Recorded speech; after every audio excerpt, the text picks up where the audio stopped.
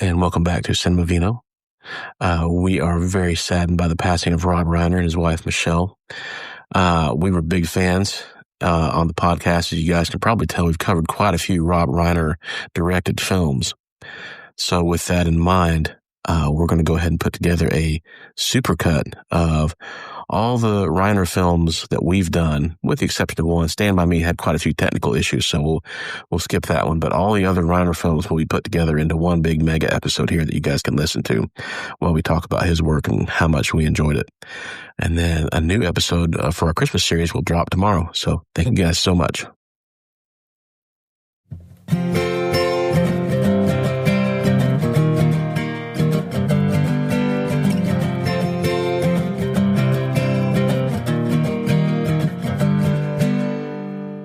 Welcome back to Cinema Vino. Hey.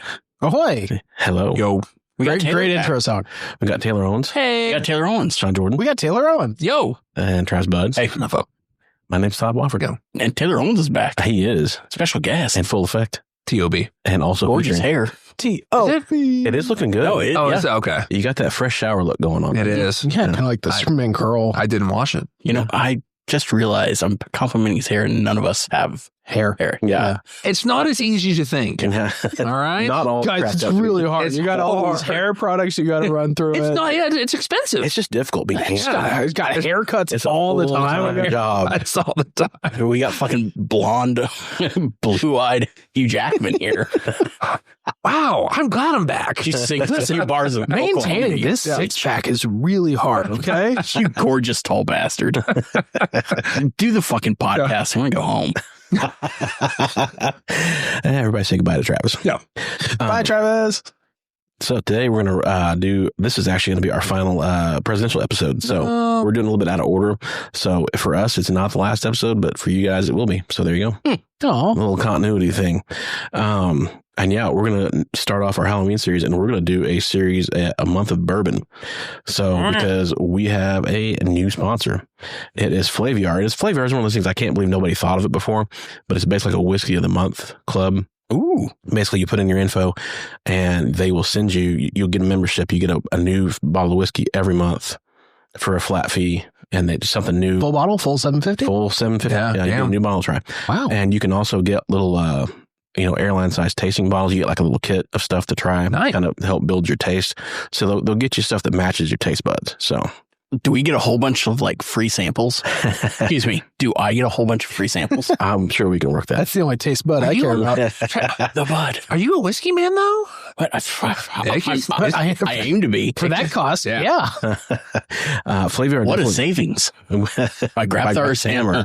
Flaviar definitely puts an emphasis on whiskey, but they do have tequila, gin, vodka, rum. They've got their spirits across. I'm down for. I'm sure they have mezcal. They have a huge portfolio. I mean, you name it. They have a wide selection. Yeah. So what you want to do is go to flaviar.com/cinemavino and your promo code cinemavino10. So every purchase of $100 more, you get $10 off. Can you spell out Flaviar for me? FLAVIAR. VIAR. /cinemavino10. Yeah. So, and then gets you $10 off. It's a pretty good coupon. How much do I get for that kickback? We'll work. I get 5 cents on the click. I'm going to give you one of these skeletons. Firm handshake. You get a free skeleton. No. These skeletons are expensive. No, sir. Somebody wants to pay me up for the 12-foot skeleton. I'm down. You get Raul at the end of the table over there. Nice. So anyway, I'd rather have your one-eyed Willie. So anyway, he's not free. The skeleton. It's Goonies. Don't be dirty. Chester Copperpot. We're going to talk about American President. Written by Aaron Sorkin. Oh, he wrote this? Oh, that's a great little tidbit. Thank you. Oh, yeah. Till you haven't been here for a while. I always steal a tidbit at the beginning of his... it's just a new bit. Yeah. Oh. No, you mean you come up with these bits. Oh. That's every single... Yeah. Well thought out little tidbits. Yeah. So we're going to continue for this series, drinking American wines. I went with a little bit different. We haven't done a Washington wine in a while. So this is the CS Cabernet, the Charles Smith Cabernet. Nice little $20 cab, something pretty affordable. But, the Washington cabs tend to be, I think, not as big and burly and overwhelming in body. It's a nice light little cab. Yeah. They're I think approachable is a snooty word you would use for this. It's approachable. Yes. I think some other fancy people say porch pounder. I read that on a Shelf Talker one time. Yeah, I'd back into that parking spot. It's a little chalky. Yeah. A little chaps your lips a little bit. I like that. Yeah. This is the time of year for chap lips. So yes, there you go. Chappies. I'm going to have some purple corners in my mouth after this. One way or the other. Yep. Yeah. So this would be a good like party wine, I think, if you're looking for a nice, accessible, fruity, fruit forward, light bodied Cabernet. Not over the top. Yeah. Easy. Yeah. I mean, we've done some big burly cabs for this podcast, and this is definitely on the lighter side. Big burly cab. It's festive. So someone should make a big burly cab. Yeah, I agree. It's smooth, but it's got a little bite. Man, yeah. I like it. Yeah, there you go. So American President. This was released November 17th, 1995, so 29 years ago. Before we start, have you guys, any of you guys seen this movie? Was this the first time? I had seen this. Okay. Yeah. First time in the whole way through. Yeah. It's been a TV thing. Okay. Yeah. I don't know why I watched this. I watched this really recently to the point that I texted the group and I was like, did we pod on this? Why did I watch this movie recently? Surely we podded on this. Yeah. Because I can't think of any other reason I would have watched it. But as soon as I started, I was like, it's deja vu. I've seen this movie very recently. Really? Yeah. Travi, have you seen it? Yeah, I'd seen this before. I also often got it mixed up with Dave. For this. I don't know why, but just, yeah. As you said, horny president movie. It was, horny president. That was a string of those. I mean, you had Primary Colors. I don't know if you saw that with John Travolta. Wag the Dog with De Niro. Wag the Dog, yeah. There was a bunch of horny president movies around this time period. So can't imagine why. Yeah. Just a mirror of the time. Not like we had a horny president or anything. I don't know what you're talking about. That was my Bill Clinton, by the way. That was rough. Needs work. Sounded like Elvis. Like remote. So this was directed by Rob Reiner. Is that Clinton?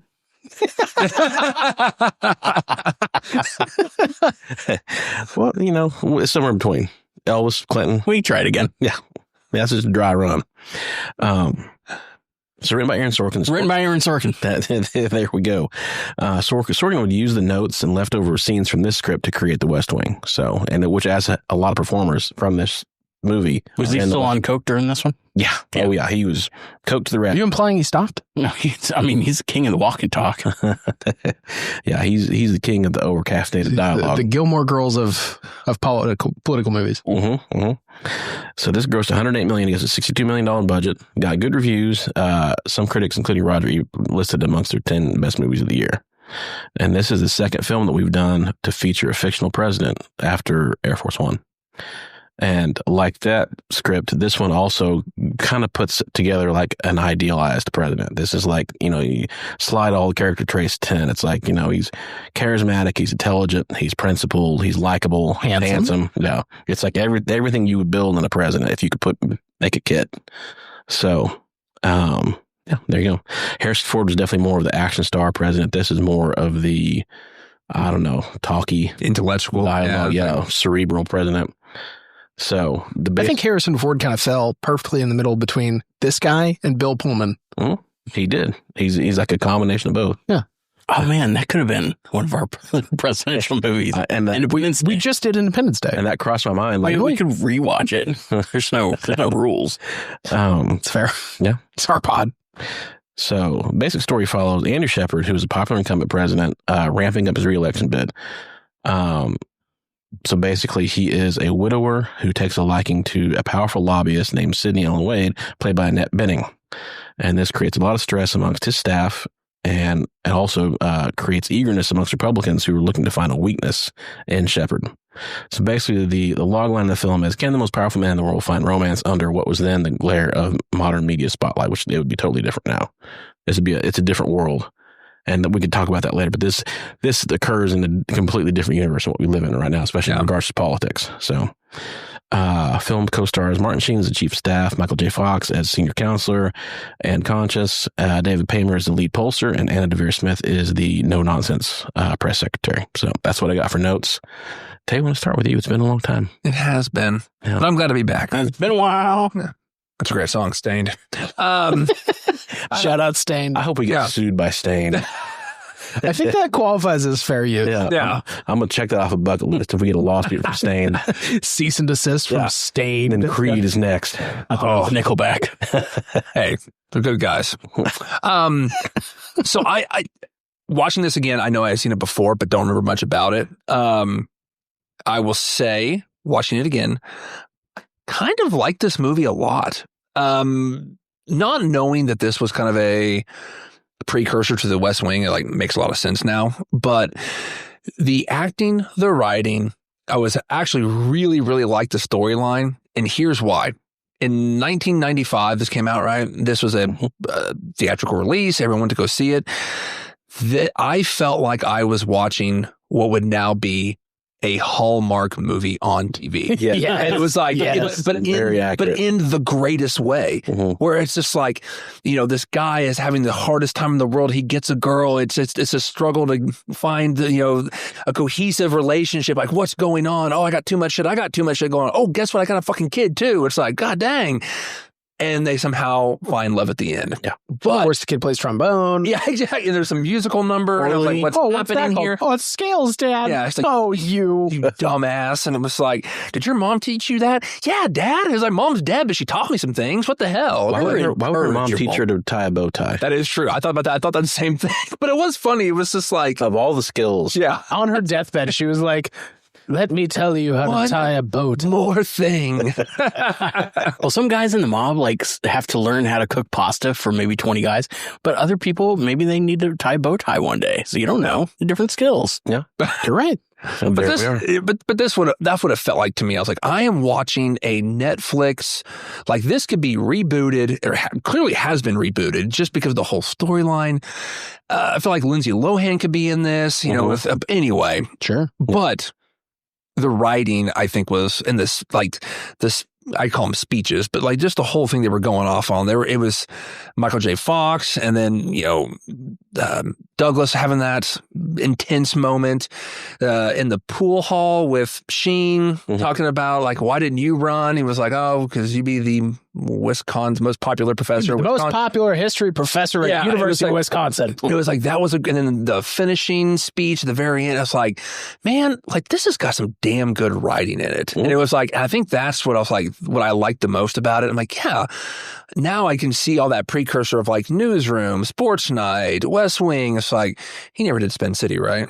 No. And I was like, well, I was like, Michael J. Fox. So I was like, did he do that? Yeah. I was like, but I freaking love this movie. But it just, the whole time I could not help but think, if this came out today, even if you didn't even replace anything. I was going to say same cast. Like same cast, same everything is like, and I still think it would not even go to theaters. And I guess that's like the different conversation type. But it's like, it's crazy to me that this went to theaters and did somewhat well. And nowadays, I don't think people would even go see it in theaters. It would be strictly streaming, probably get lost in the mix and everything. It's like, but I think that's what blew my mind the most. Like, this is a great film, but if it came out now, I probably wouldn't go see it in theaters. I'd be like, oh, hell no.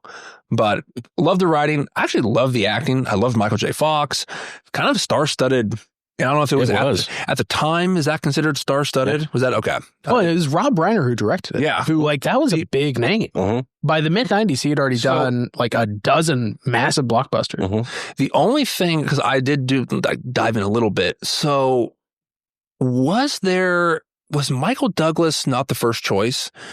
I thought I had seen that Robert Redford was supposed to, is there a big beef between Rob Reiner and... They just didn't get along very well. They didn't get along, and it was like, I didn't know if like... Redford and Reiner? Yeah, it was something I thought I said that like, because Redford was supposed to be the first choice, and something about he wanted it to be more of a love story than a political thing, and they were beefing, and they're like, yeah, go fuck yourself. Yeah. So like, because it wasn't written with Michael Douglas in mind, right? The vibe that I got was basically Redford wanted to kind of de-Sorkin the movie. And that Rob Reiner felt that the political aspects of it gave it a little more oomph, like the speeches, like you said. I think it did, yeah. Gives the stakes. Yeah.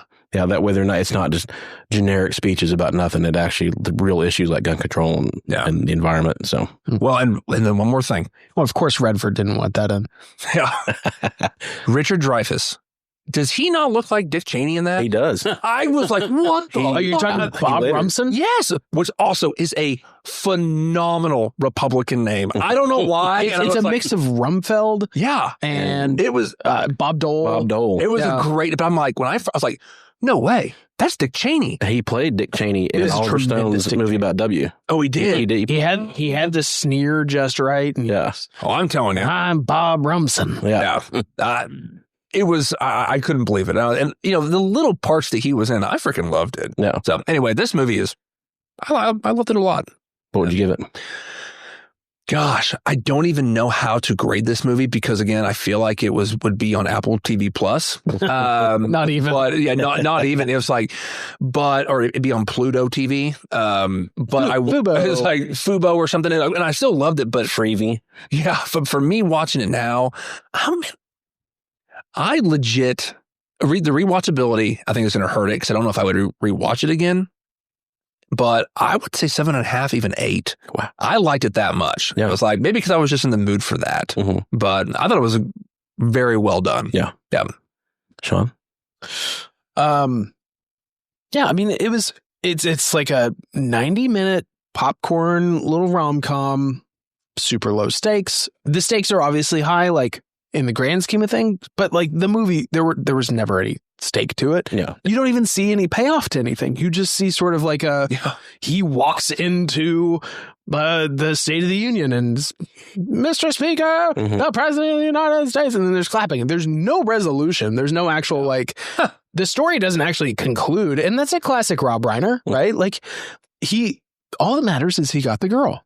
Yeah. And in that sense, it feels like the Western TV show where it's like you can see the credits coming up. It's okay. And next week we have blah, yeah. blah. Well, I mean, it is a Rob Reiner, just Saturday afternoon classic, fall. What's on TV? Oh, look, it's president. The American president's on. It's like 90 to 100 minutes of we're just going to see this cute little love story. It's got all this great cast, great writing, no stakes to it, but it's fun. Yeah. Like I said, I had seen it before. I enjoy it. I don't think I'm going to go out of my way to see it a third time in the near future. I don't think within the next year.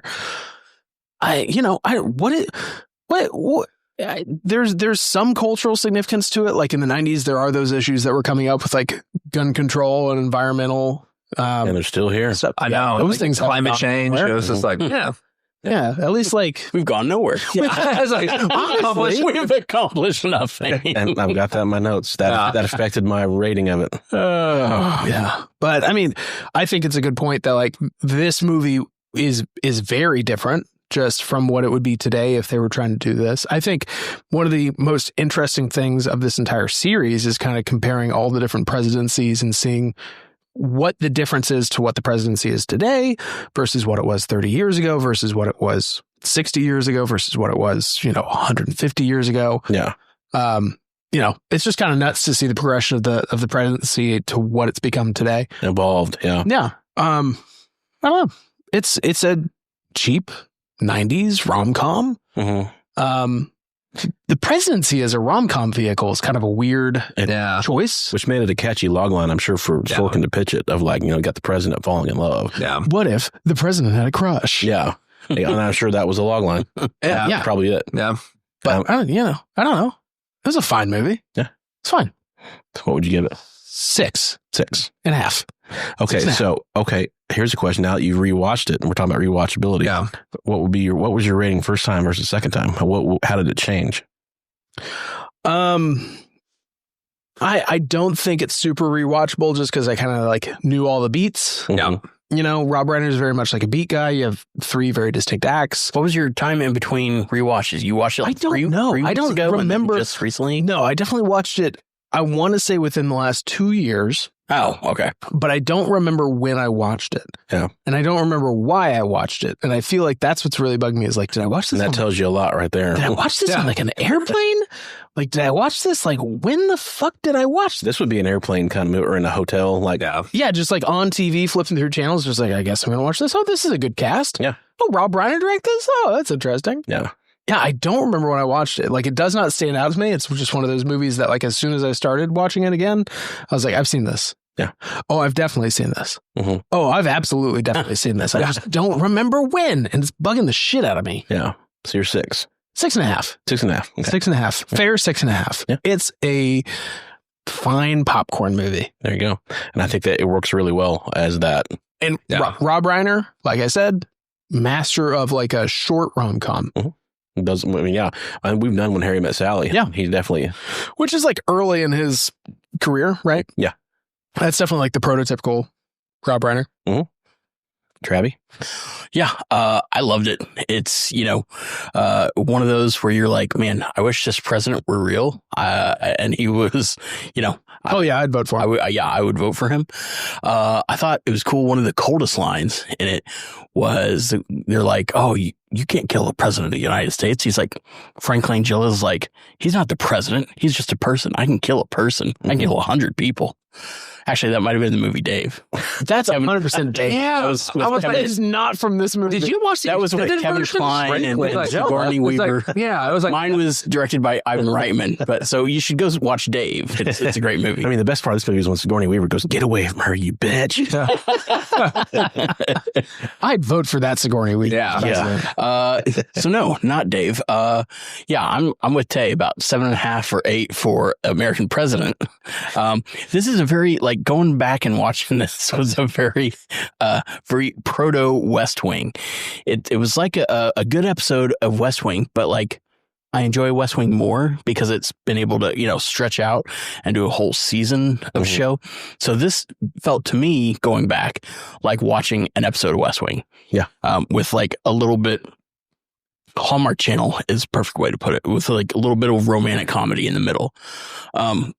I always love the walk and talk and all the fast talking. Obviously, I love Gilmore Girls as well. So who doesn't? It's right up my alley. But yeah, I loved all of it even looks like they just picked up and moved the sets and just continued to use them from West Wing. I mean, I know it's the fucking White House and it doesn't change. So if you had different sets, it's not going to look different. But it's just I've seen all these tracking shots before down all these hallways and all of the room outside of the Oval Office. And it just it felt like home. And they are the same because actually Warner Brothers, who produced this, supposedly has the best West Wing set in Hollywood. And they used it for Nixon. They used it for this. I believe they used it for West Wing. They used it for a bunch of different movies and TV shows. I'll be honest. I think Veep has kind of ruined me for the walking, talking, presidential, West Wing. It's the anti-West Wing. Yeah. But I think they use the same set, don't they? I'm sure they probably do. If it's Warner Brothers, wouldn't HBO have used the same set? I'm sure they do. Supposedly, it's so accurate in its dimensions to the real actual Oval Office stuff. They don't allow the tourists to go through there because we toured Warner Brothers and it was we saw the set in pieces. It was disassembled. Disassembled? Yeah, they said. Oh. So we saw the desk and the chairs and stuff, but it's they don't allow the people to go through there because it's so accurate to the real dimensions of the White House. Security threat. Yeah. Yeah. But I could see all of the roles in the movie. Michael J. Fox is obviously Josh Lyman, right? Mm-hmm. And Martin Sheen is Leo McGarry, and I can't remember the pollster guy's Leo, the David Paymer, the guy with all the numbers. Oh yeah. Oh, okay. He's Leo, or not Leo? Leo? He's Toby. Toby. Yes, yeah, he's Toby. I did not watch West Wing. Who was the stuff? I think it was before my time. You said her name. They called her Anna Devere Smith. Yeah, she's also in West Wing. Allison Jan. Yeah, she's one of the military national security advisor in West Wing. Anyway, it just felt like I was watching an episode of West Wing that had been recast. That's how it felt. Yeah, I was like, what's the president doing over here playing pool? That's people don't get to talk to him. Also, the speeches in this, they have some very well-timed thunder. And that's true. Yeah. You think somebody has said something that's oh man, that's a big deal. And then somebody comes back and then they drop the hammer down and be like, yes. But what about this? Well-timed thunder. It's when they're talking about, when people are thirsty for leadership, they go to the desert and drink the sand. It's they drink the sand because they don't know the difference. And then Michael J. Fox is crying like a little bitch. And turns into a werewolf. It's back to 1988. Yeah. Tries to bang his mom. That'd be one whole extra point on this review. Excuse me, 1955. That's one more star if that happens. Wait, as a werewolf? As a werewolf. Oh, okay. A whole family of werewolves. How do you think he time travels? No. He wolfs out. Time to wolf out. And bang This my wolf mom? man does have no. It's a wolf out of time. Yeah, so 7.5 or 8 for me on American President. You know what? 7.5 for Dave as well. There you Not go. that you asked. Yeah, Frank Langella, one of his best performances. 10 out of 10 for Veep. I watched episode 1 of Veep.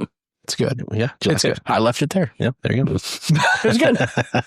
Strong pilot. Yeah, strong pilot. Yeah, Yeah, it's a the good pilot pilot. was good. Yeah.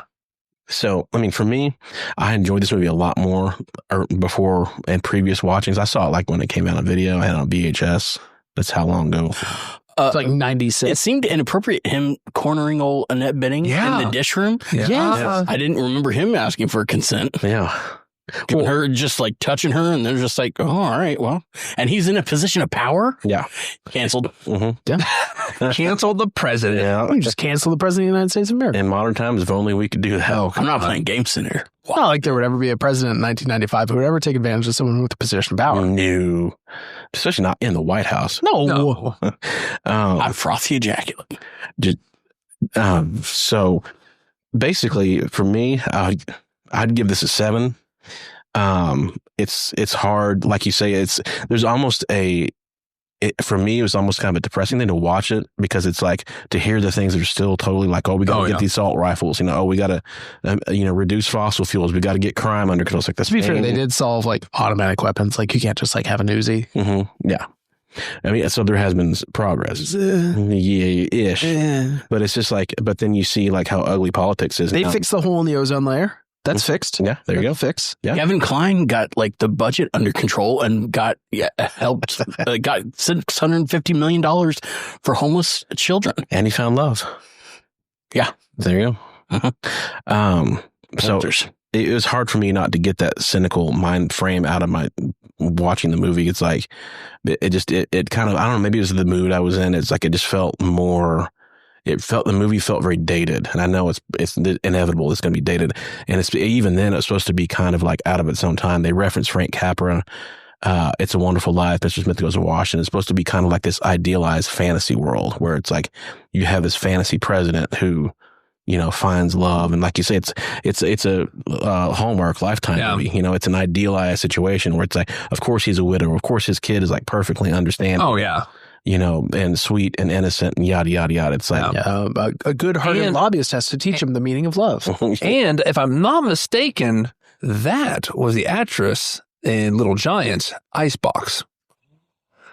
I think so. I was wondering who it was, and I'm like, I don't know. I think that was her last gig. But yeah, that was Icebox from Little Giants. Yeah.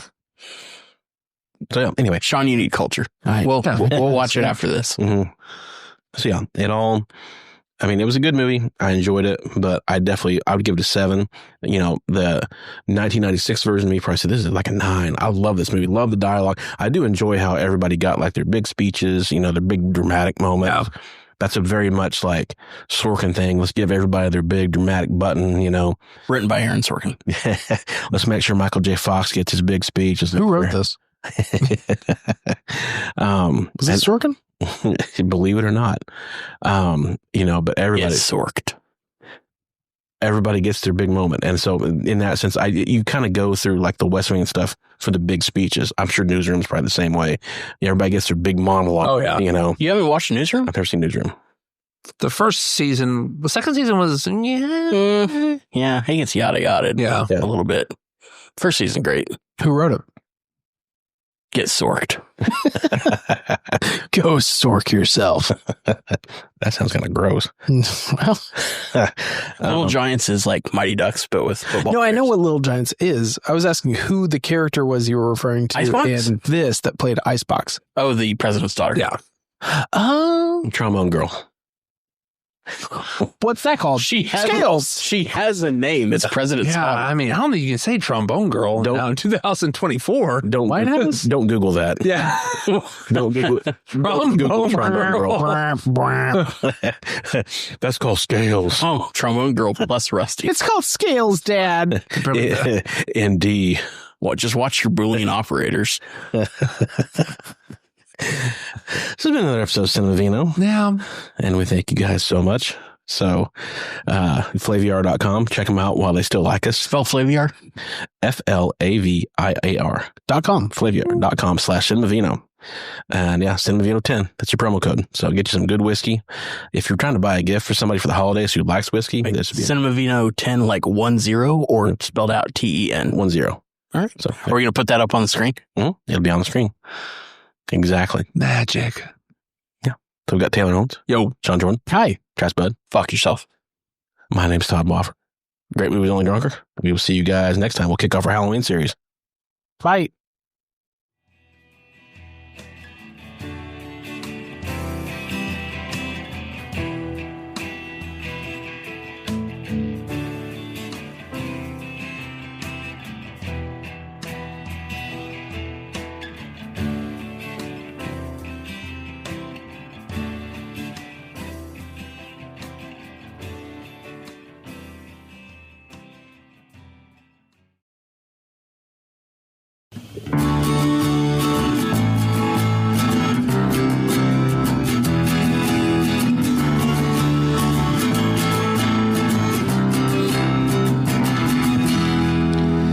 Welcome back to Cinema Vino. Tonight I'm going to rock them tonight.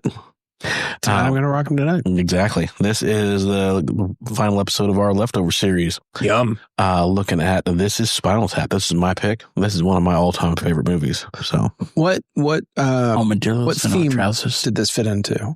I would say this, you could put this under underrated movies. Yeah. This was Oscar snubs. This was a lot of stuff. Yeah. So, it definitely, I mean, it fits in, it's almost in a weird area for Oscars because it's like, it's not a true documentary at all. It's obviously a mockumentary. Which at the time was like A new thing. a new Revolution. thing. Yeah, revolution. Yeah. Yeah. Rob Reiner. What was it? All You Need Is Cash was the first mockumentary of the Beatles fake documentary with the Monty Python people, which George Harrison said was the best Beatles documentary ever made in terms of its accuracy. Yeah.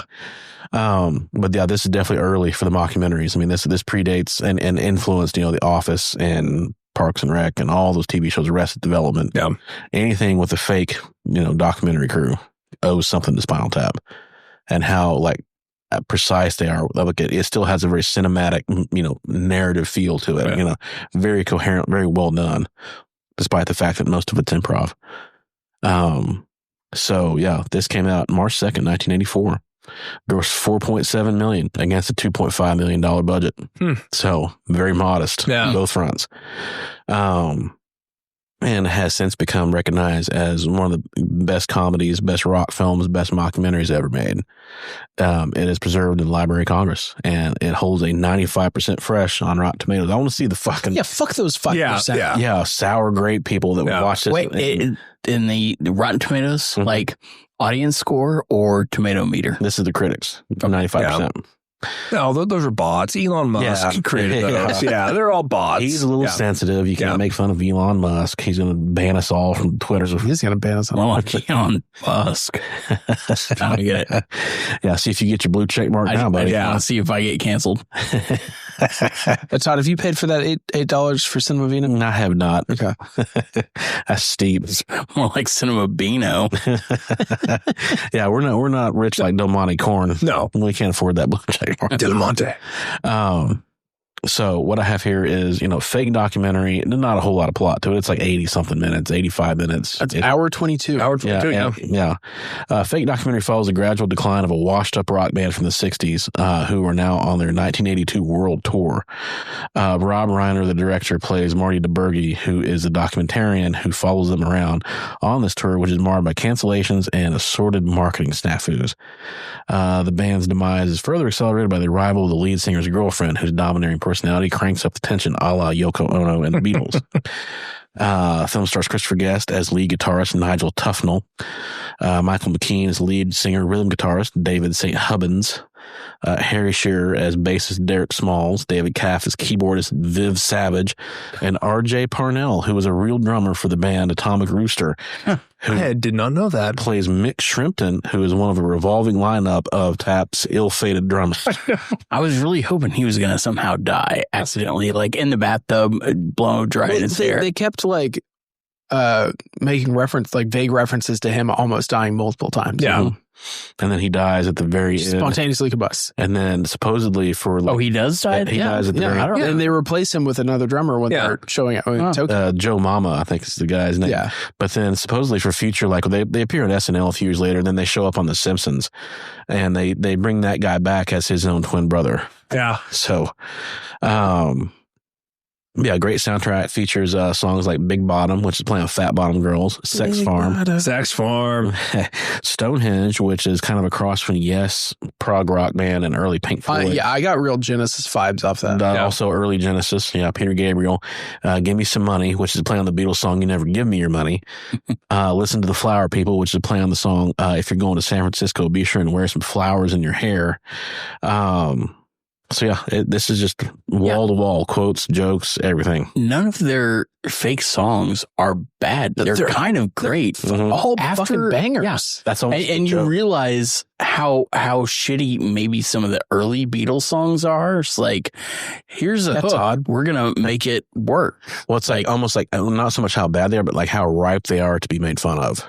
You know, how ripe they are. No, both. Like you can say anything and they just, they acapella their shit like, whoa, what was your first song? How'd it go? And then you're like, oh, fuck. Did they come up with that on the fly? Because that's not bad. Mm-hmm. It just, Baby, you can early Beatles stuff is not fucking Shakespeare. No. You get a identifiable hook, you make it make sense, and then that's it. Yeah. Later Beatles stuff, I agree.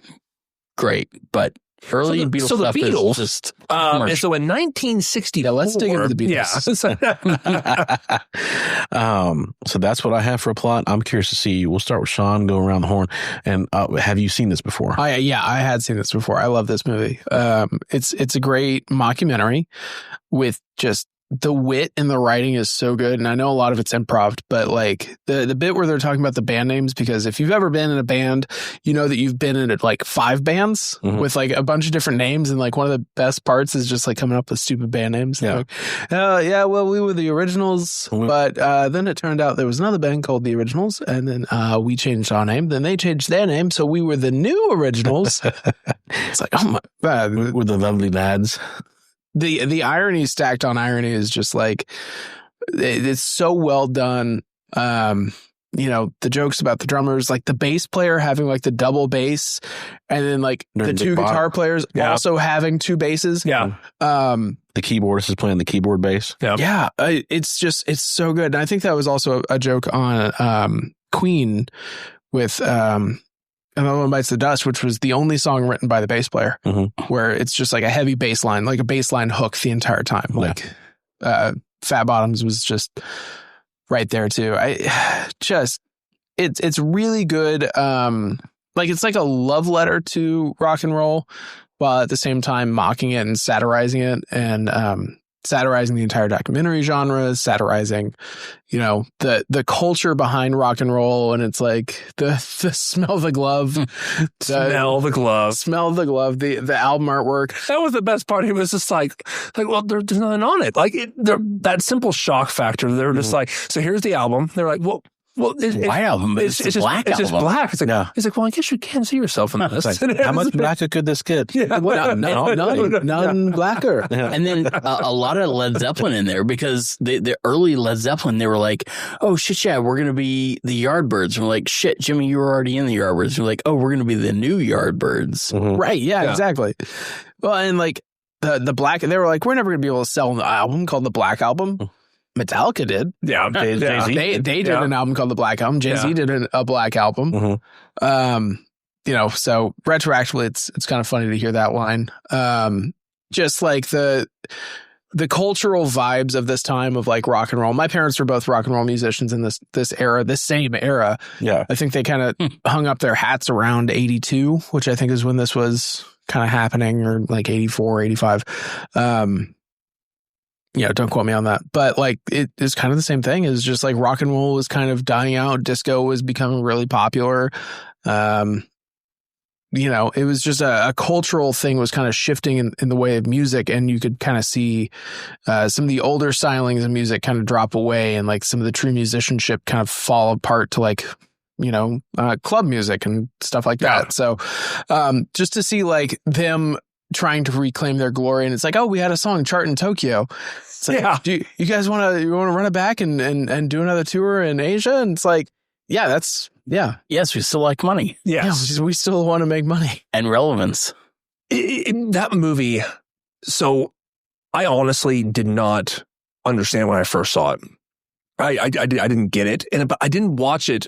I think my dad made me watch it, and I was like, oh, I think my dad made me. Yeah, and I was like, I just didn't get it. But then, like, flash forward, I think freshman year in high school is when I started watching Best in Show, and I fell in love with that movie. I was like, Best in Show is absolutely phenomenal. This is great. And they were like, yeah, it's a Christopher Guest film, and I was like, oh, is it? And I was like, what else has he done? The quick Wikipedia or Google search, and I'm like, he did Spinal Tap, and so I went back and watched it. And every time I watch it, I start to love it more. And it kind of goes back to Monty Python and the Holy Grail. Like when I first watched that, I laughed a lot, but I didn't quite get it. But now I just fucking love it. Like I get now every little thing. And so rewatching that Spinal Tap, I was like, every little thing just got so much. It just got so funny. It's like when they were reading the reviews. It was like, I forget, not Christopher Guest, who was the lead singer? Michael McKean. Which, by the way, funny story. I think Michael McKean, until he was one of the oldest, newest Saturday Night Live characters like ever. And then, he was, and I was like, wow, I had no idea that he came in that late. Anyway, but like they're reading the reviews and you can never tell because I knew a lot of it was improv, but he's kind of holding his mouth because like he's laughing at him. And it was like, even the one where it was just like shit sandwich. And he was like, that can't be real. And it was like, that can't be real. Yeah. And it was like, and these other things, like he's kind of like holding his mouth, and I'm like, maybe he really is laughing because you don't know. But it was just like, and how could you not? Exactly. And it was like, what was it even like towards the? So I guess I don't remember many of the end credit stuff. So I'm watching the whole thing, going back and forth, and it was like even the keyboardist was like, what would you do if you weren't, or the drummer, what would you do if you weren't playing rock and roll music? He was like, well, as long as there's sex and drugs, don't know what to do with that. But even at the very end with Christopher Guest, when they're like going, and with him and Rob Reiner going back and forth about like, what would you do? He's like, oh, I'm a shoe salesman. And he was just like, oh, no, we're all out. Do you wear black? And he was like, so is that something you think you could do? He's like, well, I don't know. What are the hours? And that's when it ends. It was like, that to me made me die. I was just like, God, what a great film. And it was like, I just completely forgot about it. And there's just these so many little lines that like this shirt is an exact replica of my bones. Yeah. If you were to just take away the skin and bones, take away like the skin and the blood, that's exactly what you would see. It's even green. Yeah. It's like it's your bones are green. Yeah. And that's where it's like every little thing that not even like necessarily a part of the movie. Like I was literally LOLing when they were in the pods and they were getting out, but Harry Shearer's stuck in there and he's still playing bass and he's like looking around like, what the fuck? Like trying to get out, and one comes start hammering on it, trying to get him out. I was like dying laughing. I'm like, why is this so funny to me? And that actually happened to you too. When they did their world tour in the 90s, they were supposed to, a giant lemon brought them down onto the stage. Yeah. And they're supposed to open up and U2 would walk out. And their opening night of the tour, the lemon came down the stage and just stopped and it was stuck. Nice. They were stuck inside this lemon. Yeah. And they were literally like trying to get them out of this lemon. Jeez. I was going to ask, is there a concert that you've been to that like had dramatic, stupid instances like that? Not that I know of for me. The only, it wasn't even a snafu. But I have the most respect for, I don't even know if they're still a band anymore, but Edward Sharpe and the Magnetic Zeros. Mm-hmm. Saw them at Kane's Ballroom here live in Tulsa. And the show looked like they had no idea. Like they had no set list. They had no nothing. They were just like, we're going to fucking play music. Yeah. And at one point he was like, hey, y'all throw some song ideas out. And someone said a song and he's like, all right, we haven't played it in a long time. Yeah, let's play this song. And so they start playing it and I'm like, oh, all right, I don't know what this song is, but this is pretty cool. I'm grooving to it. And then the lead singer was like, stop. Like, guys, I'm going to be honest with you. Like, we're messing this song up really bad. And it was like, I promise next time we come to Tulsa, we'll play it again. They have yet to be back. But he was like, but it was so funny. He just apologized. He's like, no, we're not doing it right. No, we're going to stop. And I was like, respect. And that show is the only show in the history of music that I've been to where he legitimately said before his final song, he's like, Tulsa, I love you. I appreciate you. There will be no encore. This is our last song. And I was like, this is the greatest human being I've ever heard in my entire life. I didn't want to wait 5 minutes to play 2 more songs anyway. I was like, you are my favorite band right now. Did I go see Snarky Puppy with you? He had to poop. Yes. Yeah. Did they do that with Snarky Puppy? I thought that they did like a double encore, like before even going back. Yeah. Are you guys making a joke? Is Snarky Puppy? Is that not a real band? We actually saw them at the bar next. Yeah, ballroom. Yeah, they walked right next door to Sound Pony right afterwards. They opened for the Disco Bandits. I get it. Yeah. So anyway, I love this film.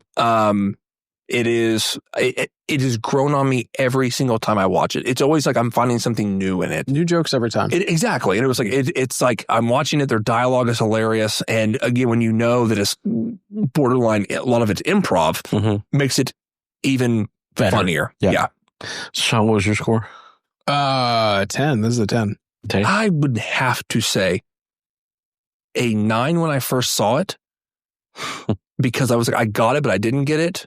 And now it's just a 10. Yeah. Now it literally is a perfect movie. Yeah. It's an hour 22. Like there is no reason you can't sit down and watch this movie every time. Yeah. Well, and I think regardless of like what your favorite band is, I think even if you weren't even a musician, you could relate to your favorite band to that situation. I'd be like, oh, is it, or Green Day? Be like, oh man, like I don't play any musical instruments, but I love Green Day. Like, I can see Green Day. I can see old Billy doing that. It was like, yeah, it was like it just like it feels relatable. Yeah, like Motley Crue, like extreme. Yeah, this gave me real extreme vibes. And extreme. And by the way, Stonehenge was the first when I saw that was the only scene when I first saw that made me die laughing. Yeah. When that little thing, and it wasn't even the actual, when it came in, it was the argument before. And he's like, well, no, he's like, this is it. He's like, well, it says 18 inches. And it was like, the band manager just losing his mind. Was that Angela Bassett? Or not Angela Bassett, Angelica Houston? Yes, it was. Yes. Thank you. And Fran Drescher was in it. And Fran Drescher. A lot of cameos in this. Yeah. Billy Crystal was in it. Yeah. As a mime. And was that Dana Carvey also as a mime? Paul Schaefer was in it. Paul Schaefer, yeah. Yeah. There was quite a few famous people showing up. The mime bits was completely inexplicable. There was no reason to have mimes there as caterers. But there was no reason not to. Yeah. You were right. Exactly. Yeah. I'm also going to give this a 10 because when you think of mockumentary, this is always the first thing you think of. Well, again, I'll say, I still think Best in Show is one of my favorite because Christopher Guest, I think, directed that. Mm-hmm. So that is still one of my favorite like mockumentaries. But it's Spinal Tap. Did Rob Reiner just produce Best in Show, or did he direct? I don't know if he was involved with that one. I don't know if he was or not. Was I thought he was. Sure. No, because Guest did that, Mighty Wind. Best in Show, Waiting for Guffman. Waiting for Guffman. Yeah. I had to rack my brain for that one. I still need to see Waiting for Guffman. Actually, I haven't seen any of those other ones. Best in Show was okay. It goes back to more music. Yeah. Like very, very music. Because like they're all phenomenal musicians. Like I know, like, Harry Shearer's a phenomenal musician. It was like, and I think it was funny. I think he was the radio when they were listening to the radio, and it's like I think he was the radio voice. No, when it was like bashing, I was like, "That's Harry Shearer." I was like, "That's totally him." I watched this with my wife, and I told when we were listening to the music and everything, I was like, "The bass player does probably a dozen voices on The Simpsons." Oh yeah, quite a few. Yeah, and the band also appeered on The Simpsons. Oh yeah, that was definitely. Oh yeah, I remember their giant demon deflated on stage. Yeah, it's a part-time hockey rink on the weekends. So Trav, you're a 10. Yeah, I'm going to say a 10 as well. Like when I was younger, I didn't get this style of humor at all. Like I didn't understand the Mighty Wind or Best in Show. I was like, these are all weird. They're just like fake. It doesn't, I had seen Spinal Tap or parts of it, and then I had seen it finally all the way through.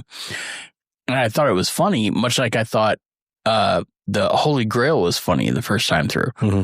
But both of those films, like, need multiple watches to be like, Yes. all right, now I know what I'm seeing. Now much like, I would say Big Lebowski is not at all the same thing, but Big Lebowski also gets better the more you watch it. It's so dense. Once you see it and you're like, okay, now I know I've met the enemy. I know what to expect. And you're like along for the ride.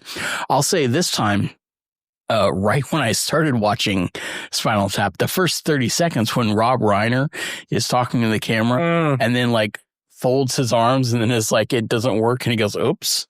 Yeah. I don't know if he's like, I grazed the mic or like, oh, I missed my arms. He's like, I'm just going to put my arms back beside my, and decided, I'm like, you're the director. You decided not to do another take.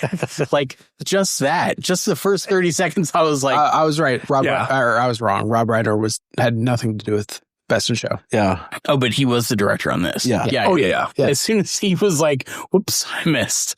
I'm just going to play it off. I was like, this is excellent. Yeah. This is the perfect beginning. This is great. Well, and I'm just interrupting because I don't say it, but it was like the scene, and I had totally forgotten about it. But I was borderline about to pee my pants this afternoon because it was just a whole scene where they're trying to get to the stage, and I had totally forgotten about it, and they were so lost. Yeah. And then they meet like the maintenance guy, and he was just like, he's like, yeah, no, down this way. And he's like, oh, okay, but they're still so excited about it. Like, yeah, let's do it. Yeah, they're so excited. Like, let's go. Let's same go. energy. Yeah, but they're so lost, and I was like, I don't know why, but even that, like, it just gets funnier and funnier to me because it was like, man, because that could legitimately happen. It's like, where are we? It was like, yeah, what's going on? Oh, so many bands have watched that scene and said that happened to him. So that was based on Tom Petty and his Heartbreakers getting lost backstage. Oh, really? Specifically. Yeah. Well, I know, Did not find the stage. Obviously, you have the similarities between the early Beatles songs, and then you have. For me, their cross-eyed manager is a little bit of Peter Grant. Oh, yeah. As is the manager for the Led Zeppelin. Mm-hmm. Because he's got the cricket bat that he's, bringing around, like knocking stuff off. He's like, oh, what the fuck? Like, oh, smash anybody with this shit. Mm-hmm. And then, they really do take a tour through the late 60s, the 70s, and the 80s, and into, some more heavy metal glam rock type territory where the band keeps reinventing itself. So having seen, I think it was Led Zeppelin, The Song Remains the Same, where you get to see them a little bit backstage and Peter Grant talking to them and then walking to the front of the stage and whatever, like the camera is following them.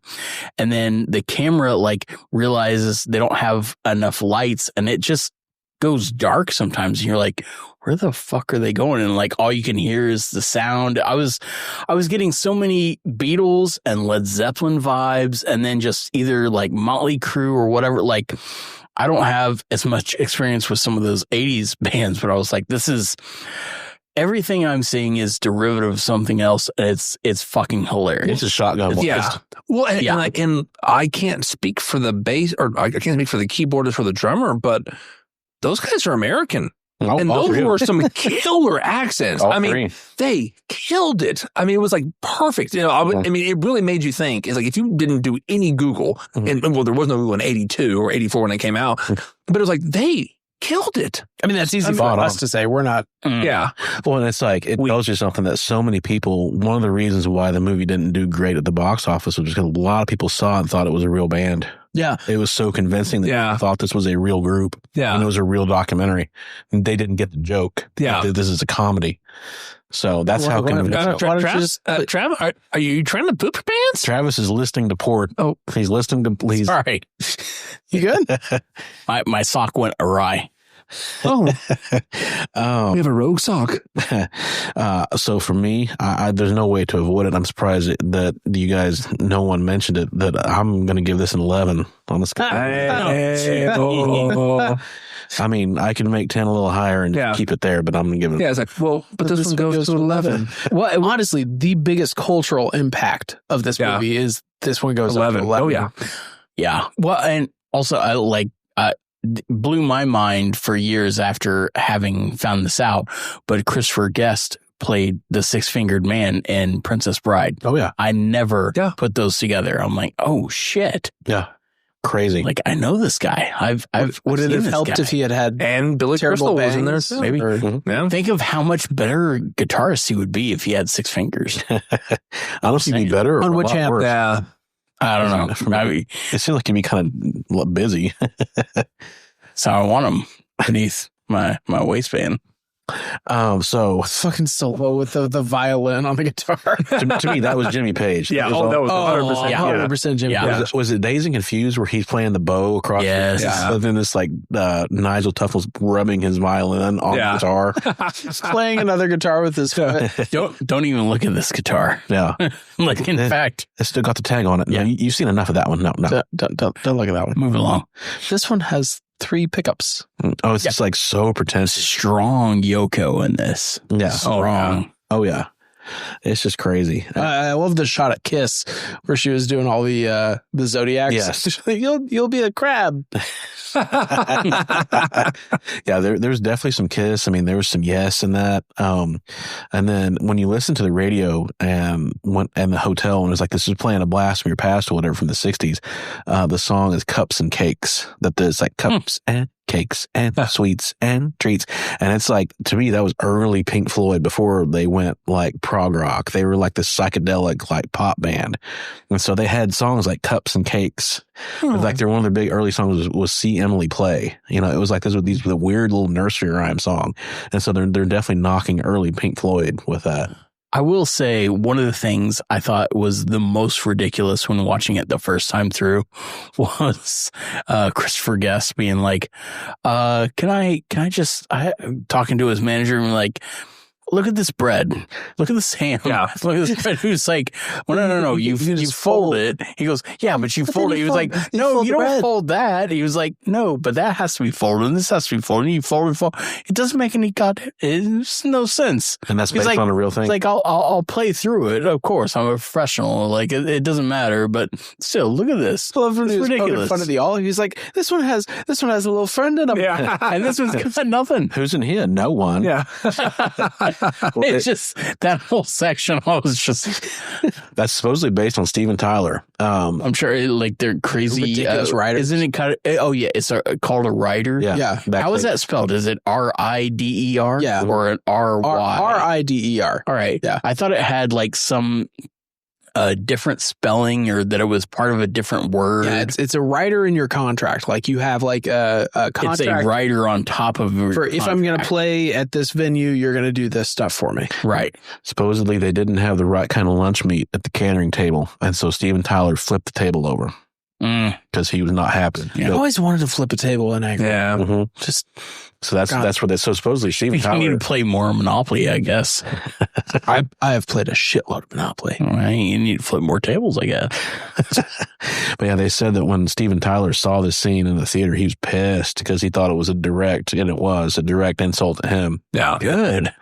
So that's crazy. That was based on a Suck real dick, thing. Steven Tyler. Yeah. He grew up to look like the cool aunt that would buy you beer. That's painfully accurate. I can't take credit for that. That's a meme. I don't laugh at that. Don't credit it to me, at least. Yeah, don't even look at that.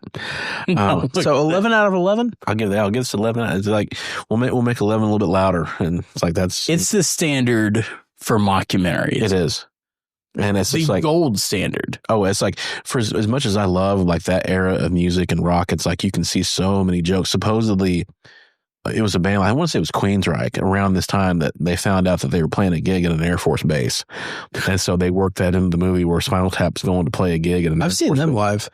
Queensryche, yeah. Supposedly they were. I cannot imagine them playing at an Air Force base. They had a gig at an Air Force base. Harry Shearer, somebody saw that. It's like we got to get that in the movie. I don't know where the puppet show came from. Where they're playing on the same. Oh my God! This that actor also died within the last couple of years. The guy at the military base that was walking him around. Fred It was Willard. like Yeah, Fred Willard. Phil I Willard. fucking loved him. Yeah. He was in a lot of those films too, because Yeah, they're guest films. Yeah. Yeah. Yeah. So I better get away from you guys. My hair's getting long. I think I'm part of the band. they won't. They won't. Oh, that scene's great too. It's like, So you're dry. going to go on about 1,200 hours, and you're going to get off stage about 1,230 hours. Like, so we're going to play about 30 hours. So then. we've got about 60 hours to go. Or? It's just ridiculous. It's just so many jokes, so much good stuff. So yeah, this is a great movie. It's one of my favorites. Yeah. I'm glad we watched it. Quality. I'm glad you picked this. This is a good one. Yeah. I even love the freaking Elvis's grave site where they're trying to harmonize Heartbreak Hotel And they can't do it. It's like the little things like that where it's like, you know that a lot of that's because these guys are just such great improvisers. Where he was like, it turns out it was like Just the harmony. He was like, well, we're in the same key. It's like, he's like, you go high, you go low, and it's totally off key. And he's like, no, but we stay in the same key. but like all their faces just stay the same. Yeah. And I was like, oh, that's just so amazing. Well, to me. since my baby left me, it's like we're not a barbershop quartet. Yeah. Also, like, you got to respect the, because you got David Guest and you got Michael McKean, obviously two of the mains, but then you have Harry Shearer and you have the other bandmates too. But Harry Shearer is like, he's the one. He's so important though too, because you're like, all right, you got to be there. You have to be in everything. You have to be very quiet. You have to do nothing. You're like, he's the straight man, and he's just like, I don't know, man. The unsung hero. You have to appreciate him even more, just because he's hanging out in the background. Yeah, he's the lukewarm water. It's like you just enjoy in the background. Lukewarm tap water. Yeah, and honestly, that's how bass players are in general. They're just kind of standing in the background until you tell them to come. He's great, man. Yeah, I love it. Yeah, such a great movie. Yeah, this was a nice palate cleanser. To me, this was great to watch. This is the first movie I watched of our lineup, and it was good after all the horror movies to get something that was just stupid and funny. So I had to do a quick research of like seeing certain characters in this that you wouldn't, and just trying to relate them to something else. So it was when they were checking into the hotel and they had booked one room on the 7th floor and there was 7 rooms. Yeah. That guy is Paul Benedict. And I go, where have I known him from? I was like, I am as God made me. And I was like, and he is so familiar. And of all the things that I actually remember him from, he is the judge in, I just had it on there. I just pulled that up. He is the judge in the Addams Family was what I remembered him from. It's like, damn you, Addams. When he has a golf ball in there. And I was like, I saw him go, who is that dude? I knew him from somewhere. Perfect for that part. Yeah. It was just like, Travis, you might not. That's the young version of him. Okay. Yeah. But it was like, I saw him in there. I was like, how do I know this guy? But yeah, just looking at it, it's a pretty stacked little cast. But yeah, this film, Todd, well played. Oh, yeah. Yeah. Great pick. So we're drinking Domaine de Lonesque. This is a Côte de Rhône. Lonesque. So I'm doing holiday-friendly stuff. So Côte de Rhône is this is a mixture of Grenache and Syrah, 70-30. Perfect for holiday wine, perfect for turkey, the whole bit. So Côte de Rhône is a great red blend. Was this our last film for the Leftovers series? Mm-hmm. Yeah. So this and Oh Brother both got perfect 10s. Mm-hmm. What were our other one? Well, I picked Fright Night, Basketball. obviously. Oh, Fright Night and basketball. Baseball didn't quite get perfect 10s. Nor did Fright Night. But I mean, I think that's good though to look at all kinds. Honestly, have we ever done 2 10s back to back? I don't think so. No. So Wow. But I'm good. Wow. I'm good watching some bad stuff too. I think that's You gotta watch the bad to appreciate the good. Yeah. exactly. I learned that in doing my reviews. So, but yeah, if you're looking for good holiday wines, try Côte de Rhône. I think it's a good pick if you're into reds. I know people do a lot of whites and rosés for Thanksgiving stuff, but red's a good choice too. So have a good Syrah. Not my family. But this has been another episode of Cinema Vino, and we're gonna pick out some good Christmas movies for you coming up. So. Green Giant and A lot of hoes. Del Monte. But we got Sean Jordan. Hey. Taylor Owens. Yo. Travis. Fucking her. And my name's Todd. And we will see you guys next time. Good movies only drunker. Drunk movies only better. Get it? Good movies. Fuck it. Just remember to drink your Ovaltine. We'll figure it out one day. Sit and spin at your own speed. Crummy commercial. We will see you guys next time. Del Monte, write us. Be sure to listen, rate, and subscribe at Apple Podcasts, Spotify, CastBox, or wherever you listen to podcasts. Our website is at cinemavino.net, and reviews of these films can be found at toddwoffordmovies.com.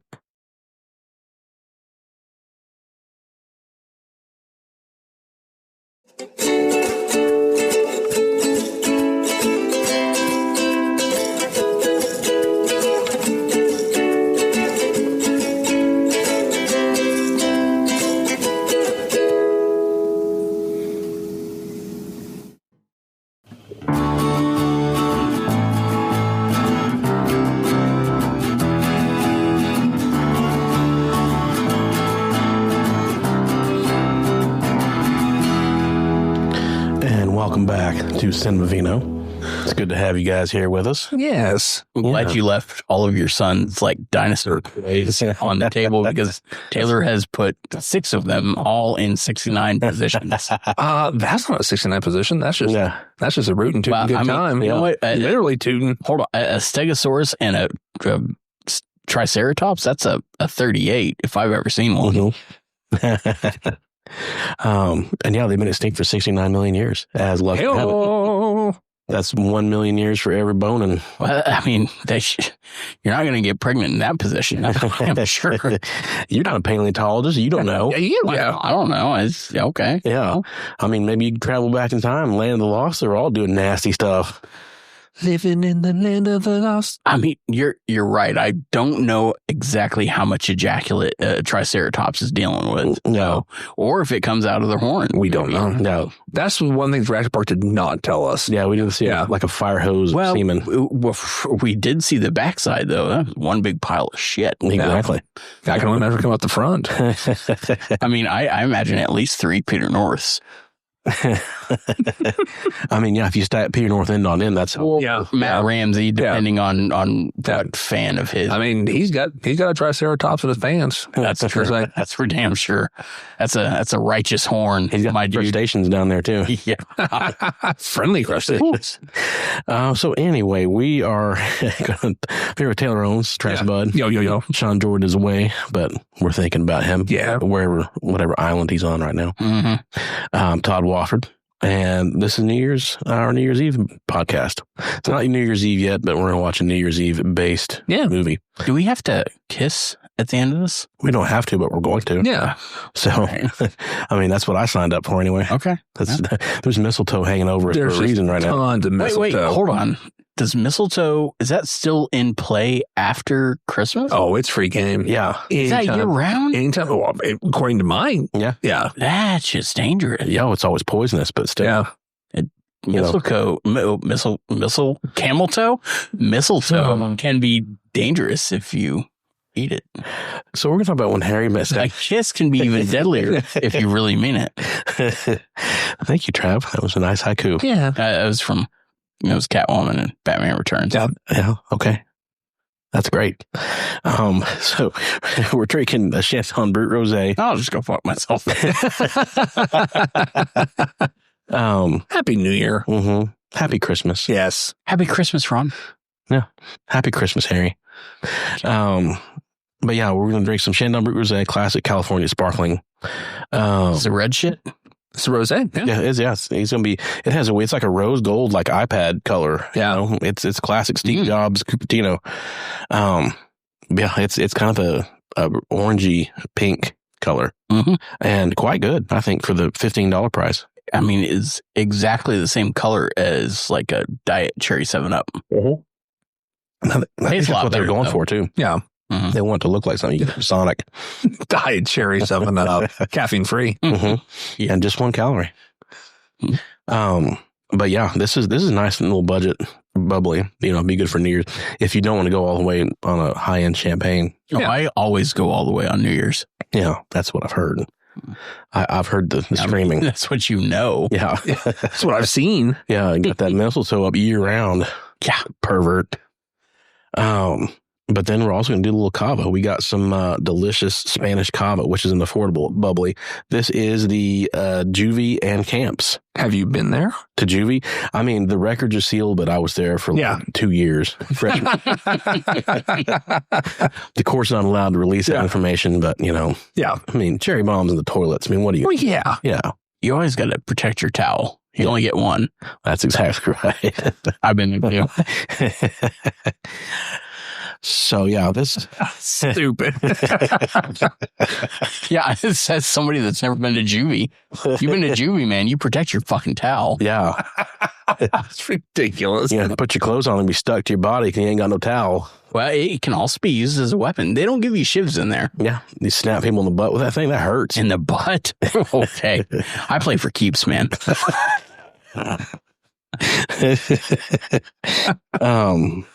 So anyway, this is a cava from Spain. This is a Brut Natura, so it's going to be on the drier side of Brut. This is the cava we haven't gotten to yet, but it's going to be on the drier side. Yeah, I would put this one on the sweeter side of a Brut. I would say so too. Yeah. This has a little, I mean, it's not sweet by any means, but it definitely has a little more of a sugary, fruity feel to it. So I think that color throws people off, but it was like, you know, it's just the skin of the grape, girl. Yeah. I had leftover microwaved Whataburger today, so I'm getting some of those onions, and this is cutting through. Pairs well. Yeah. But I don't know if I'm getting the full taste that you get. Yeah, your taste buds haven't rebuilt themselves yet. No. Whataburger onions, they'll set you back a couple of days. Well, they flavor everything that you eat, and honestly, with onions, half the time it's not bad. Yeah. But yeah, these are both under $20. Good bubblies, I think, to do if you're on a budget for New Year's Eve, and especially if you're buying multiple bottles. These are the Chenin Brut Rosé and the Juvie and Camps.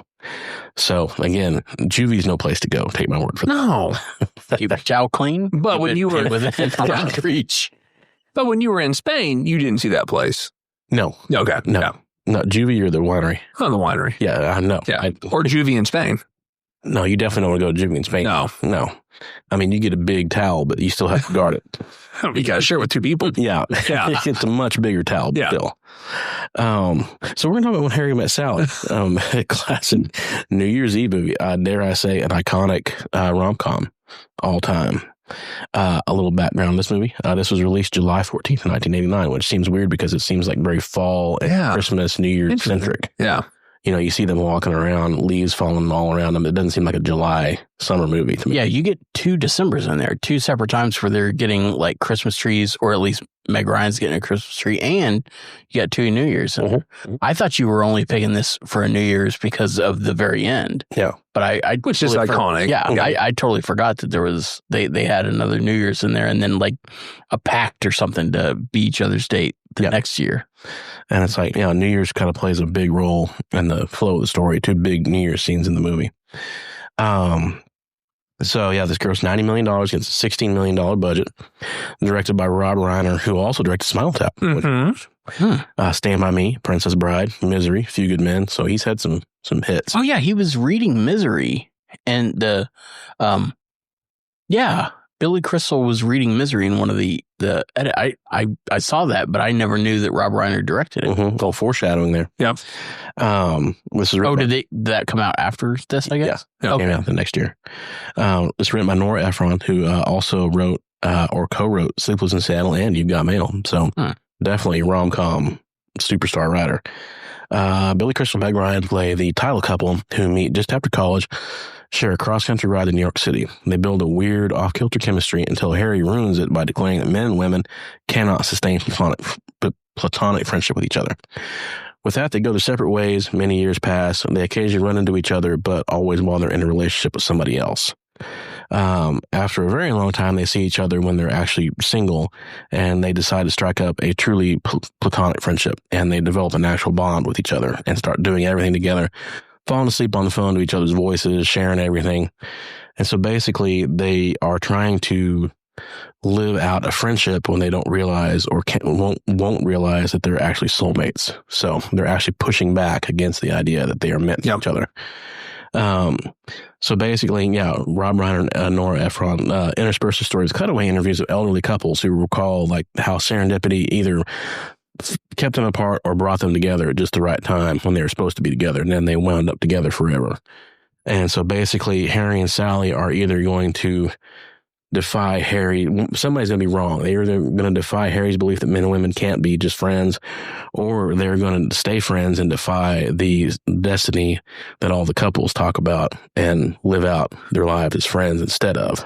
So I have a question. I didn't look at this beforehand.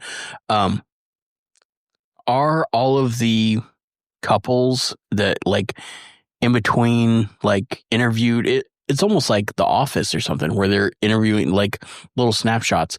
Are those actual couples or are those actors? I honestly don't know. Yeah. Because I think I recognize at least two of the women from something else. I believe they're actors. Yeah, I would assume actors. Yeah. Like because the stories were pretty funny. Yeah. I know. I believe I remember that Rob Reiner's mother is the one that says, I'll have what she's having. Yeah. Yeah. I think that's one story I remember. Mm-hmm. Okay. Yeah. And now famous Katz's Deli in New York is where that scene takes place. Okay.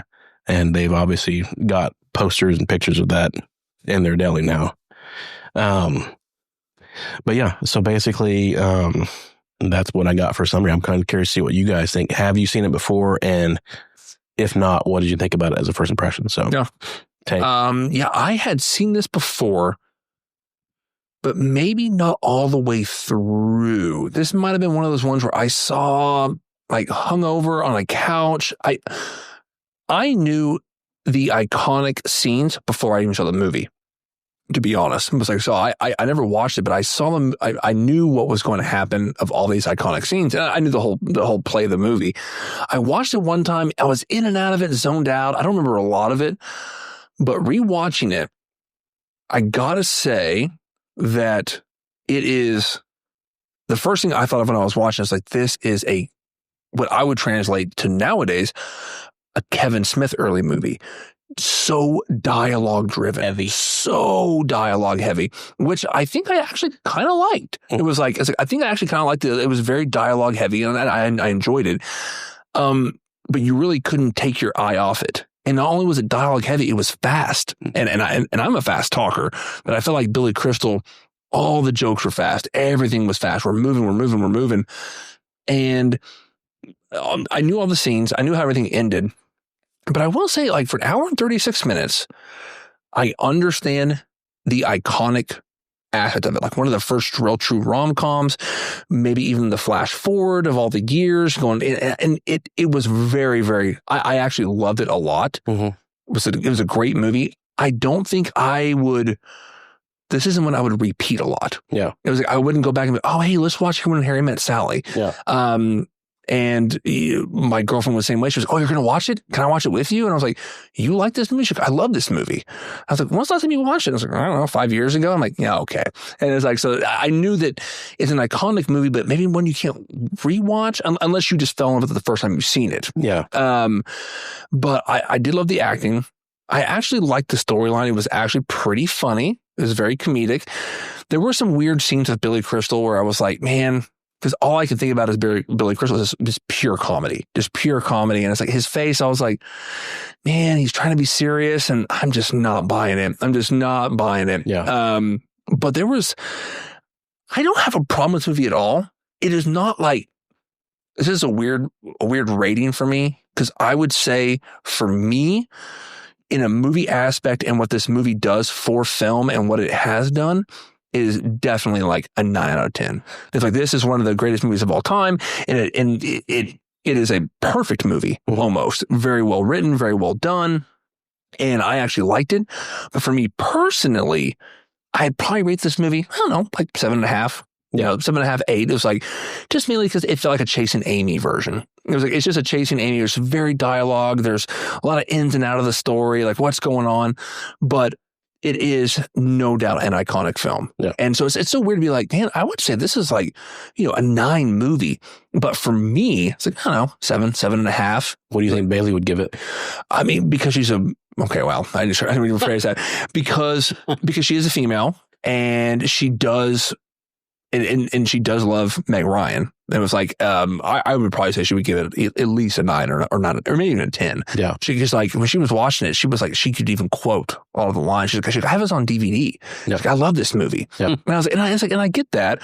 And I still think it is one of the most, what it got inducted into the Library of Congress or what, it's, Yeah. and so there's no doubt, but I was like, man, I get it, but I don't know if I'll watch this movie multiple times over.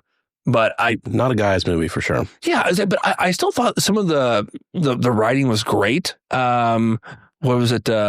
His friend, Bruno Kirby. Yeah, City Slickers. City Slickers. So I had to go look and see Bruno. I was like, all right, I got to do a quick little Google, little Wikipedia. Rest in peace. Oh, is he? Oh, yeah. And but I didn't. I was like, Coke? Leukemia. Yeah. Oh. Yeah. So way to go. back. Yeah. But he. The only thing, the best part of this movie was my research is that, and this is via Wikipedia, so who knows if it's true or not, but the only reason why he didn't do City Slickers 2 is because I guess he was like violently allergic to horses. And so he was getting shots like every day on the set. Yeah. That's the only reason why he was like, nah, I ain't doing Legend for Curly's Gold. And it's like, hell no, man. It was like fucking me up. I don't blame him. Yeah. Come and get me. Yeah. Yeah. But so anyway, long story short, this movie, 7.5 on my scale, only because I don't know if I would rewatch it. Yeah. But as for just a movie in the quantum realm of movies, it's a 9. Yeah. I mean, like, you have to, even if you don't love this movie, you have to respect the movie and understand what it was and what it did. Mm-hmm. And so that's what I thought about it. Yeah. Yeah. Yeah, I'm close to that. I think I would give this a solid 8.5. It's interesting, like, obviously, a lot of times with these romantic comedies, you want to get the good-looking gal, the good-looking guy. Billy Crystal is not exactly your leading man in a romantic comedy. No. But the other thing is, sometimes with romantic comedies, you can have like the good looking funny gal, but you can have the I don't want to say uglier dude, but like not the hot guy, as long as they're funny or they're charismatic or something. The Seth Rogen rule. Exactly. Yeah. Adam Sandler. Well, they kind of right about that. Which Billy Crystal obviously is. But I was also going to say that Bruno Kirby, I know, is a great actor because he had his whole speech in City Slickers, in the first one, where I was like, oh yeah, this guy's fucking great, but it's just never given that much. And he was great in this as well. My problem is I don't think I had ever seen this all the way through, like sitting down from beginning to end. More than, I think I saw it maybe once, but with commercials and like, but I think I've maybe seen it 3 or 4 other times piecemeal with commercials, like started at 15 minutes in or something. So I've seen all of it, but never sat down to and watched the entire thing with no commercials. This was my first time, I want to say. But I enjoyed it. I didn't realize it was only an hour and a half. I loved all the scenes. I love how crazy and off the wall Billy Crystal is, and how meticulous Meg Ryan is in her scenes and all of her quirkiness. Like, but yeah, it was great. I loved all of the little intercalary like shots with the fake / real couples. Like I liked how they used that to skip a beat and be like, all right, 5 years later. Yeah. And it wasn't always like a huge time skip when they did it. Like sometimes they didn't even give it to you. Like they would say it in the line deliveries, like, oh, it's been 3 weeks or however much longer or in between. Yeah. Whenever they finally slept together. But this, I did notice this, and this is maybe just a guy thing. Obviously, Meg Ryan doing the fake orgasm in the deli is iconic. But I never really, somehow it hit me this time where I was like, oh, I guess I had never seen the night where they like spend the night together. And she's crying about her ex that she doesn't really care about, but didn't marry her. But like, she's giving the coital bliss energy, and I'm like, did Billy Crystal do it? Did he hit the button? Is that, did she fake it? Did she not? Like, that's my question. Yeah. They did a whole entire fucking scene. The most iconic scene of the entire fucking movie is her doing the fake orgasm, which everybody thought was fucking hilarious. And, they get together. I'm like, did she? I'm inferring that she did, I guess. She was enjoying the shit out of herself. She got him some water. She got Evian. Yeah. Nothing but the best. Like bottle water in the 80s. Wait, when did this come out? 89. 89 Evian. God damn money bag. Yeah. Anyway, she seemed to have a good time, and then he was just sitting there, stark, raving calm. Like, this is a little bit weird. Yes. Which, and again, I saw it from a different angle. I'm like, he's really enjoying the fact that he's got a platonic relationship with a woman, and he's enjoyed it. And he's like, I fucked this whole thing up. I screwed up the entire thing. Yeah. But I really liked the whole realization of him running around New Year's and then finally being like, fuck it, I gotta go. And of course, again, I don't know if it was pioneered here, but I would say damn near the whole running. Like make a time. But then you think, it's switches expectations, because you're like, he's got to make it there by New Year's. He's got to give her like the New Year's kiss. Right. And then they just like shoot right past it. They're like, nope, fuck it. We've already done the countdown. The countdown's done. Everybody's already kissing and saying Happy New Year and shit. And they're like, they've gone off. Like, they're off script. You're like, wait a minute. You guys were supposed to kiss right at New Year's. Like, no.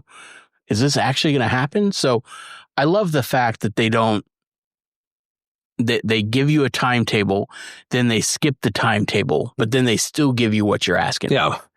I like the JB fake out a little bit. I mean, it goes all the way to Casablanca, where it's like, Humphrey Bogart's character is kind of writing their story between him and Ingrid Bergman, and his always thing is like, it's got to have a wow finish. It's the writers talking through him. It's like, rom-com's got to have the big wow finish. Yeah. Also, that defines the genre. I was getting mixed up with Carrie Fisher in this, and also The Man with One Red Shoe, where she's like cheating on her husband with somebody else, and I kept waiting for these other scenes. I'm like, man, the 80s just really like melded together for me. This didn't quite happen. I was like, I thought she was cheating with some guy that was like dressed as Tarzan. I was like, nope, that's the wrong movie. Wrong fucking 80s movie. They all blur together. So what would you give it, you think? I'm going to say 8.5. Like Tay said, it's iconic. It's not one, I mean, I guess when I see it on TV, I do stop and try to watch it every time. But it's not always my go-to. But if I see it, like it's not one I think of, and I'm like, man, I really got to fucking watch this movie. Yeah.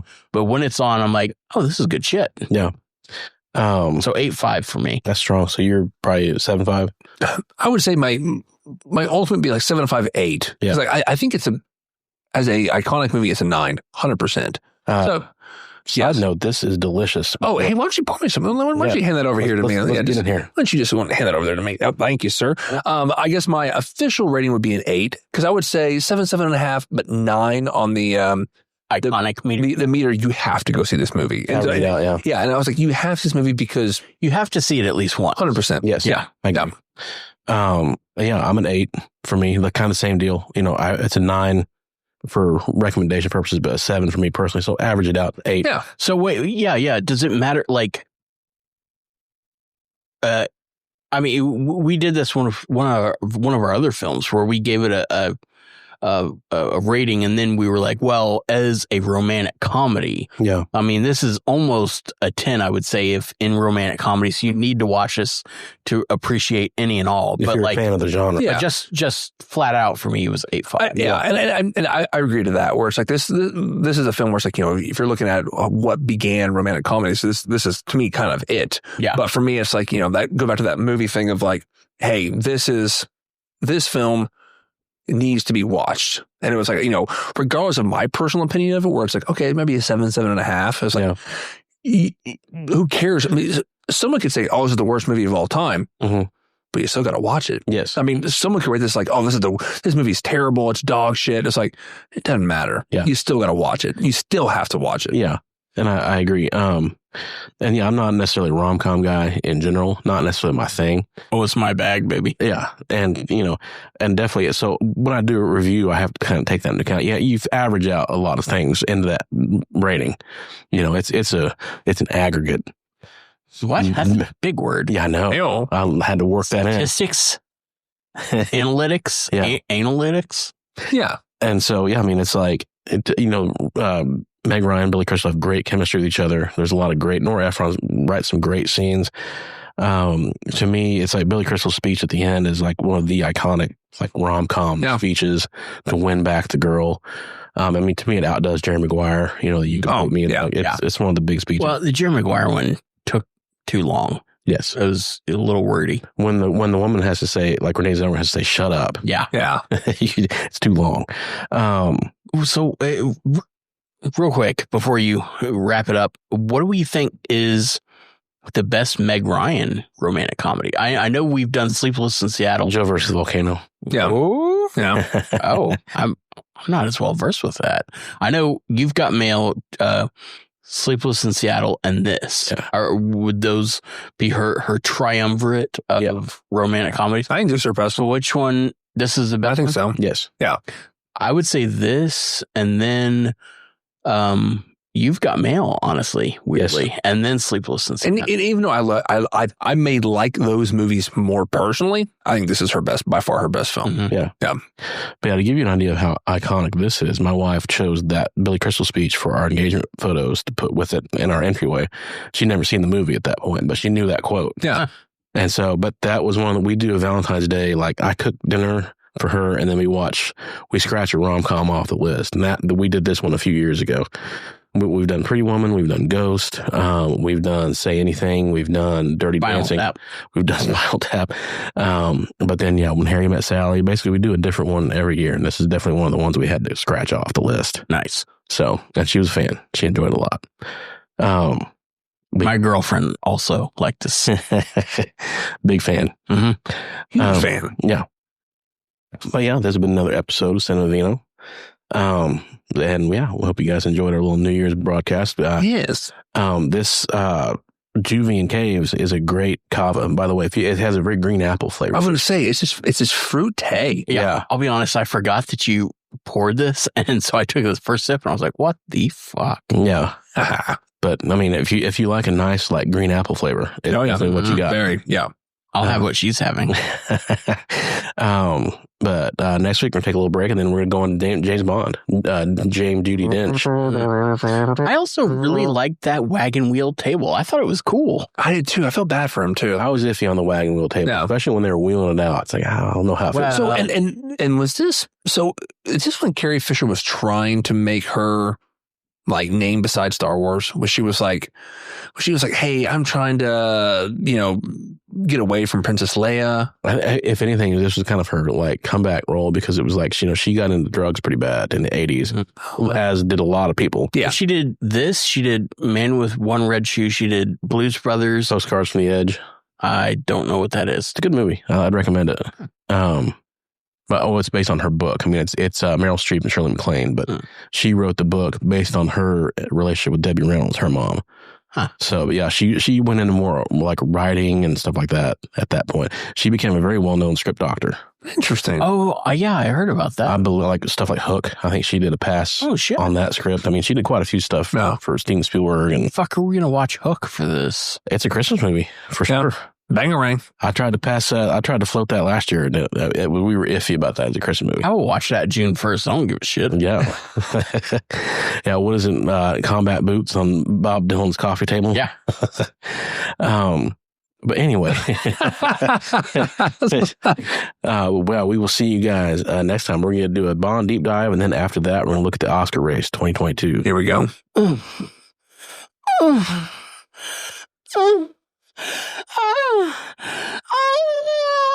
I'll have what she's having. See, that was real though. I don't have. Yeah, that's gonna be a hard pass on what he's having. Table's all sticky. Yeah. All right. Good movies, decent movies, great movies, only drunker and bangs and whimpers. Wait, let's hear everybody's orgasm. Okay, that's not how you sound. Shazam! Hubba hubba. We will see you guys next time. Be sure to listen, rate, and subscribe at Apple Podcasts, Spotify, CastBox, or wherever you listen to podcasts. Our website is at cinemavino.net, and reviews of these films can be found at toddwoffordmovies.com.